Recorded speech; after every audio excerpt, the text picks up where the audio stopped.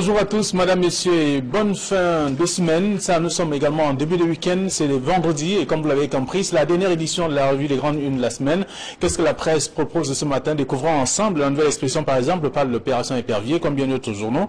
Tanganakuna rattrapé en plein vol, c'est le grand titre du journal. D'ailleurs, l'ancien ministre de l'énergie a été donc arrêté hier après 3 jours de cabale et ramené à Yaoundé comme un bandit de grand chemin. C'est à lire en page 3 du journal, qui parle également des sénatoriales à l'ouest du Cameroun. 8 millions de francs CFA distribués aux électeurs RDPC. L'annonce a été faite donc au cours d'un meeting régional de lancement de la campagne électorale du parti au pouvoir. C'était à l'ouest du Cameroun, c'est en page 2. Le journal s'intéresse également à la gestion foncière au Cameroun. Les populations défient les autorités à Kribi. Elles ont démoli d'ailleurs la barrière d'un homme d'affaires qu'elles accusent d'ailleurs de manipuler les autorités de la République en présence bien entendu des forces de sécurité. C'est en page 4. Le journal s'intéresse aussi à la journée mondiale de l'eau. Quand l'eau potable demeure rare, la nouvelle expression s'attarde donc ici sur les nombreuses difficultés que rencontrent les habitants de la capitale économique du Cameroun. C'est en page 7 de ce journal. Et on parle également le manque d'eau qui tue bien sûr. C'est pratiquement 1 million de personnes dans le monde. Une production toute plus, donc qui tue plus les enfants âgés de moins de 5 ans. C'est en page 2 de la nouvelle expression. Et également le journal Info Matin qui est dans les kiosques s'intéresse au sénatorial 2018. Laurent Esso au front dans le littoral. Le chef de la délégation permanente régionale du comité central du RDPC a effectué le tour des 4 départements pour rappeler donc les enjeux qui attendent bien sûr les électeurs. C'est à lire dans le journal en page 4. Le journal parle également du drame des Koulou et Koundou donc soumettent, apaise bien entendu les tensions. Le secrétaire d'État auprès du ministère de l'Éducation de base est donc revenu hier sur les circonstances même de l'incident, le bilan et bien sûr les mesures prises. C'est en page 3 du journal L'Info Matin. Le journal Le Cameroun Matin qui parle également des sénatoriales 2018 présente François Xavier Temmiwa, garant donc d'une vraie décentralisation à l'ouest du Cameroun et au Cameroun et dans les directives. Il dit ce qu'il entend faire en tant que sénateur dans le cas où il est donc élu pour améliorer bien entendu les conditions de vie des populations. C'est à lire dans le journal. Le journal parle également des recteurs qui se disent merci au chef de l'État pour le maintien du professeur Jacques Famindongo donc au poste de ministre de l'enseignement supérieur. Bien d'autres sujets sont également à découvrir, surtout le sénatorial dans le littoral également dans le même journal avec le RDPC qui est donc bien parti. Alors le du Sahel parle de Amchidé, Boko Haram donc à l'assaut des tranchées de l'armée. C'est à lire dans le journal. Le journal parle également de Ngaoundéré avec des reportages dans les couloirs insalubres des délégations régionales. Aussi d'autres informations à lire en page 3. Bogo, l'élite au secours des populations. Même à Gawa, on parle de 1536 suspects déférés donc au parquet en 2017. C'est en page 5 du journal L'Œil du Sahel disponible dans les kiosques ce matin. D'autres journaux sont aussi disponibles qui parlent de l'actualité. Le quotidien de l'économie, par exemple, parle du bilan de la loi d'incitation donc à l'investissement au Cameroun. C'est à lire dans le même dossier proposé par le journal. Le journal s'intéresse aussi à la banque avec notamment Jean-Baptiste Bokam qui est attendu à l'Assemblée générale de la BISEC ce jour à Douala. C'est dans le même journal le quotidien de l'économie. Et puis émergence qui est dans les kiosques s'intéresse à l'opération Épervier avec une question à la clé. Qu'est-ce qui a changé 12 ans après l'opération Épervier? D'ailleurs, 11 experts se prononcent dans le journal disponible dans les kiosques ce matin. Le journal parle également qu'il y a plus d'une vingtaine de personnes qui sont désormais interdites de quitter le territoire national. Ces personnes font partie donc d'une liste de 20 personnes déjà connues et dans le journal aussi disponible ce matin dans Émergence. D'autres informations sont à lire. Le Messager parle également de la même information, bien sûr, d'Atanganakuna qui a donc achevé sa course. En tout cas, il est revenu au Cameroun. L'ex-ministre de l'eau et de l'énergie a été donc appréhendé au Nigeria alors qu'on pensait qu'il était au Canada et il y a d'autres coins. Mais aujourd'hui, il est donc au Cameroun et le journal parle donc de ce dossier.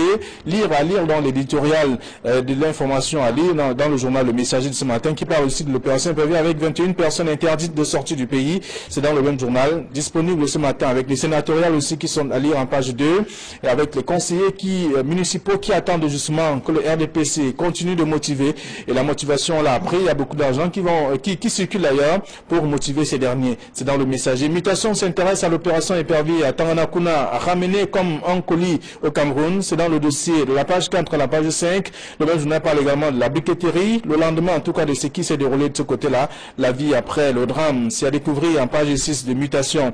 Et puis Cameroun Tribune parle des relations entre la Chine et le Cameroun. Amitié raffermie donc entre la Chine et le Cameroun justement, donc dans le cadre de la signature de plusieurs accords et également d'autres grands projets aussi à découvrir dans le dossier que propose Cameroun Tribune de ce matin. Le Popoli, le journal satirique, s'intéresse à Robin Kili. Ce jour, c'est son tour, c'est ce que dit le journal et c'est à lire dans le numéro de ce matin. Et on voit d'ailleurs la caricature de la voiture appelée sans payer vulgairement, en tout cas, les policiers, bien sûr, Robin Kili et bien d'autres personnalités et qui sont désormais sortis du gouvernement, mais qui sont donc appelés à aller répondre devant le TCS, le tribunal criminel spécial. C'est dans le journal Le Popoli, le journal satirique de ce matin. Voilà ce que la presse nous propose.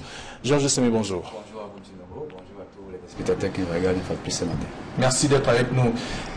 Camille, bonjour. Bonjour Fabien Malondongo, bonjour téléspectateurs d'Equinox Télévision, particulièrement monsieur Lakam Raphaël, très grand militant, fervent militant du RDPC qui est à pied de vous pour la préparation des sénatoriales. En tout cas, on connaîtra la vérité dimanche. C'est bien entendu le grand jour, le jour tant attendu, le 25 mars. C'est donc le rendez-vous de cette élection sénatoriale, en tout cas au Cameroun. Alors, qu'est-ce que la presse nous propose ce matin? On a fait le tour avec des sujets aussi captivants. On sait déjà, avec la nouvelle expression qui revient sur le cas des biens de personnes, et également, on peut s'attarder sur l'opération Épervier à Tanganakuna, rattrapé en plein vol. C'est le titre du journal. Écoutez, nos confrères n'ont pas été très tendres, alors pas du tout sympathiques à l'endroit de M. Tanganakuna. Ce matin, à travers le titre, j'ai eu le temps de parcourir tous ces titres-là, mais je vous assure que ce n'est pas très bon pour lui. Vu les films et les opérations qui se sont déroulées hier depuis le Nigeria jusqu'au Cameroun, on se serait cru à Hollywood. Vous vous souvenez un peu ces films qu'on regardait il y a quelques années, Le Fugitif d'Harrison Ford ou alors 24 heures chrono de Jack Bauer, mais on était là en pleine réalité dans l'affaire à Tanganakuna qui, depuis une semaine, était recherché par la police camerounaise. Il a pu, par quelle alchimie, on se demande, sortir, échapper aux mailles des filets des policiers camerounais pour se retrouver au Nigeria.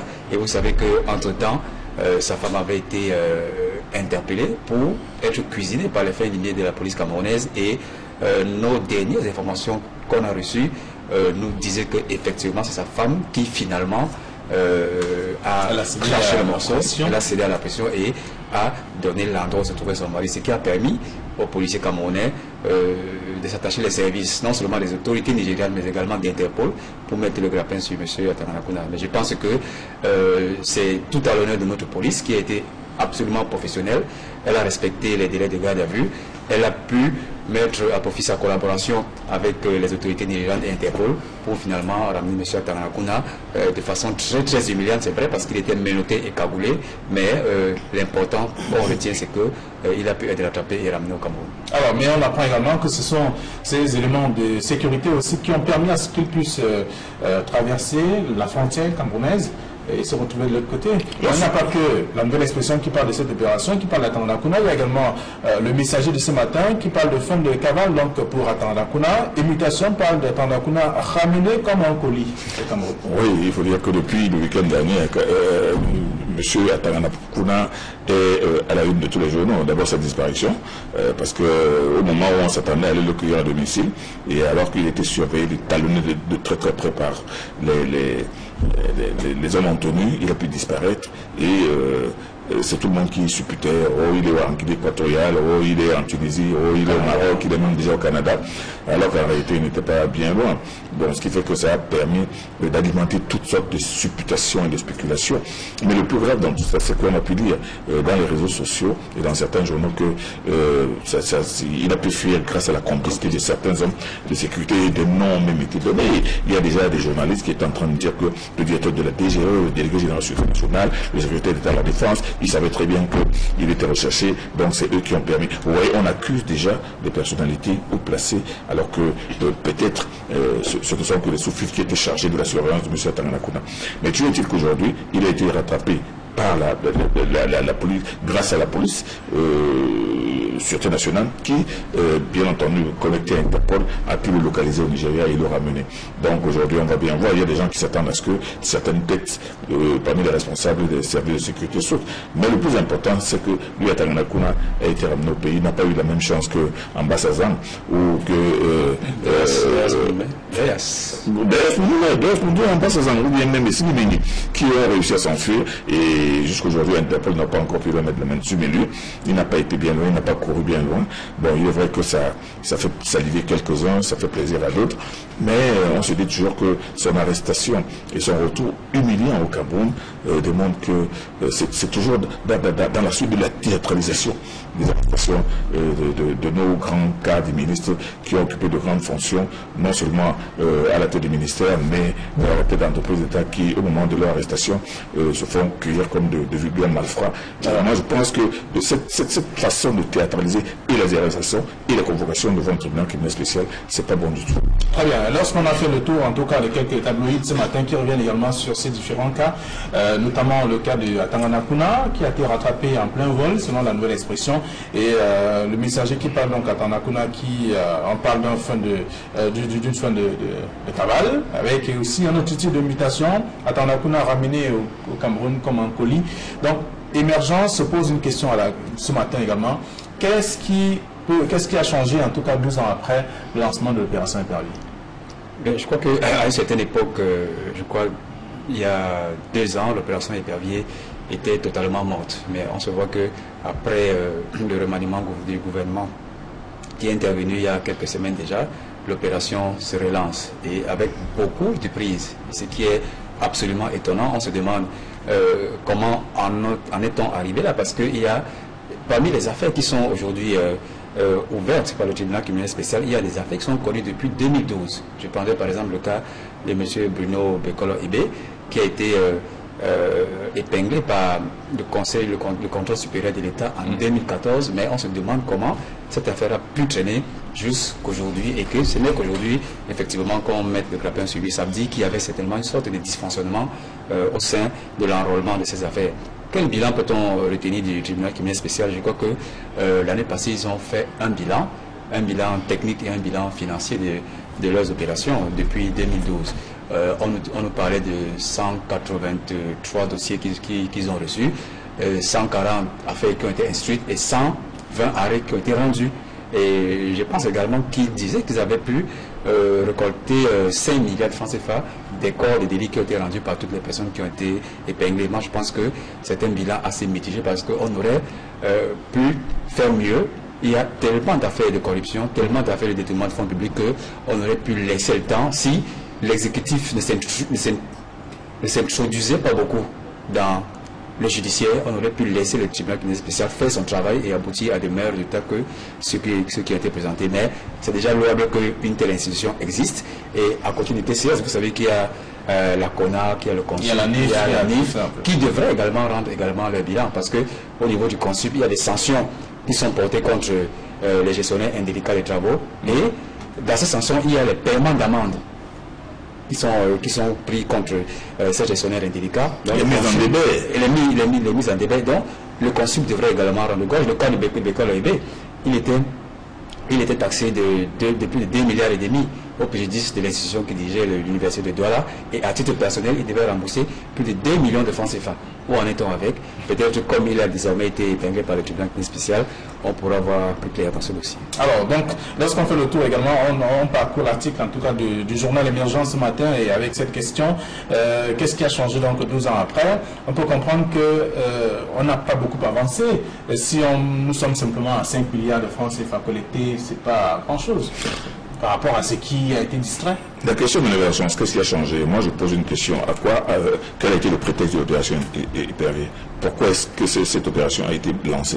faut bien se poser la question, parce qu'il y a 12 ans justement, on l'a souvent dit, on l'a ressassé ici, c'est au constat de ce que des Camerounais auraient des comptes à l'étranger, qu'on a décidé de faire la chasse à ces comptes, d'aller les rechercher et d'arrêter les gens qui possèdent ces comptes, et maintenant de s'attaquer à ceux aux prévaricateurs de la fortune publique.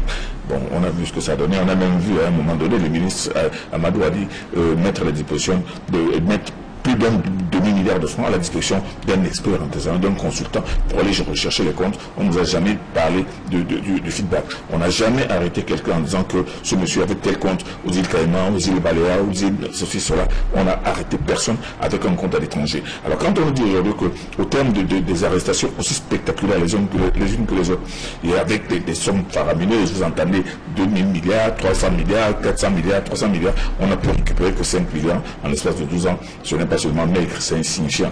Maintenant, quand on regarde maintenant la procédure, le mode opératoire de l'arrestation de ces personnes, il y a des personnes qu'on arrête, d'abord on les met en cellule, on les envoie en prison, et ensuite on commence à monter les éléments de culpabilité. C'est extraordinaire. Il y a des gens qui sont en prison depuis 3, 4, 5 ans. Je vous parlerai par exemple de l'affaire Bouquet ou d'autres, où c'est seulement après 3 ans qu'on commence à dire que voilà, on commence à monter. Je pense que ce tribunal criminel spécial, sans lui donner la moindre leçon, devrait d'abord accumuler les charges, mais non, être sûr que cette personne est coupable et l'arrêter. Mais on a assisté à des arrestations aussi spectaculaires les unes pour les autres. On convoque des gens, on les amène devant un tribunal criminel spécial le même soir à Konengi, et le lendemain les journaux jubilent en disant que telle autre personnalité à Konengi. 12 ans après, qu'est-ce que ça a rapporté en réalité? Qu'est-ce que ça a donné? Est-ce que cela a réussi à démontrer qu'il y a eu la prévarication? Oui et non. Dans certains cas, il était flagrant, même quand ces personnalités étaient en fonction. Alors vous estimez que c'est la théâtralisation, en tout cas, qui n'apporte pas grand-chose? Non seulement la théâtralisation, moi je pense que c'est le déroulement de cette opération épervier. C'est le déroulement. Monsieur Atangana-Koudan, on parle de ces dérives managériales depuis la semaine. On parle de ces dérives managériales depuis qu'il a été nommé ministre pour la première fois. Mais jamais de la vie. Et ces dérives ont été dénoncées soit par des complices des abusés ou aigris, soit par la presse, mais la presse elle-même qui les a obtenus, de la NIF, du contrôle supérieur de l'État, de la CONAC, tout ça. Mais on les a rien fait. Regardez aujourd'hui, Monsieur Robert qui est convoqué devant un tribunal criminel spécial aujourd'hui, et qui, nous dit-on, serait en Bastille depuis hier soir. Il a été ministre des Transports, mais on a tout le monde à lui dans les journaux ce qui s'est passé avec l'affaire des pavillons chinois, la surfacturation absolument scandaleuse. Il est sorti du gouvernement, il a fait 3 ans dehors, et c'est aujourd'hui qu'on l'arrête. Bon, vous allez dire qu'on est en train de monter ce dossier alors que le dossier était déjà établi, tout le fait était déjà connu. Donc on se demande si c'est seulement une opération ciblée pour certaines personnes, ou bien alors des personnes qui sont inculpées déjà reconnues. Selon bien sûr la presse, la liste est longue. On sait déjà il y a une dizaine de personnes encore, et même des noms des universités en fonction qui sont aussi cités, et quelques doyens aussi. Donc c'est à lire dans la plupart des journaux ce matin. Alors lorsqu'on a fait également le tour, on reste sur cette question. Qu'est-ce qui a changé dans 12 ans après? C'est dans l'émergence avec 11 experts qui se prononcent donc sur cette question. C'est dans le journal L'émergence. On peut aussi se demander si l'opération épervier fait toujours peur. Voilà. Est-ce que ça fait vraiment peur encore? C'est une question justement. Alors autre actualité, c'est aussi les sénatoriales. On sait le rendez-vous c'est dimanche, le 25 mars. La date très attendue par les conseillers municipaux qui entendent également en découdre avec certains candidats. On l'a vu. Mais déjà, on constate également que le RDPC a déboursé presque 8 millions de francs CFA pour ce qui est de la région de l'Ouest Cameroun, et un argent qui va être distribué selon les départements. Et il se dit en tout cas que chaque conseiller devrait bénéficier de 50 000 francs CFA. Au sein de ce même parti, le journal fait savoir qu'on suspecte la corruption quand même. Écoutez, c'est le moins auquel on aurait pu s'attendre. Moi je pense que même si le match est déjà presque joué, suite à l'occupation spatiale et à la puissance financière du RDPC, il y a quand même quelques poches où le RDPC devrait s'inquiéter, notamment à l'Ouest, comme vous l'avez signalé. Et je pense que les votants indirects du RDPC dans cette région ont été très approchés par certains partis de l'opposition afin qu'ils votent de façon à sanctionner les représentants sénatoriaux du RDPC dans cette région. Et c'est la raison pour laquelle, aux côtés de la hiérarchie politique du RDPC, on a justement vu qu'il fallait peut-être donner une petite enveloppe à ces conseillers pour les rassurer de ce que non seulement il faudrait qu'ils respectent la discipline du parti, mais également qu'on ne les oublie pas et que les mêmes habitudes qu'on a observées lors des élections antérieures, c'est-à-dire les législatives et les municipales, sont toujours les mêmes et qu'il faut glisser quelques enveloppes à des personnes pour essayer de les amadouer. Donc pour moi ce n'est pas une surprise, mais ça n'enlève en rien que le verdict est déjà presque connu puisque le RDPC s'en va au moins avec... non mais attention, il faut faire attention, on lit également dans la presse qu'il y a certains conseillers qui veulent sanctionner. Exactement, c'est ce qui dans cette des noms qui sont sortis de vous.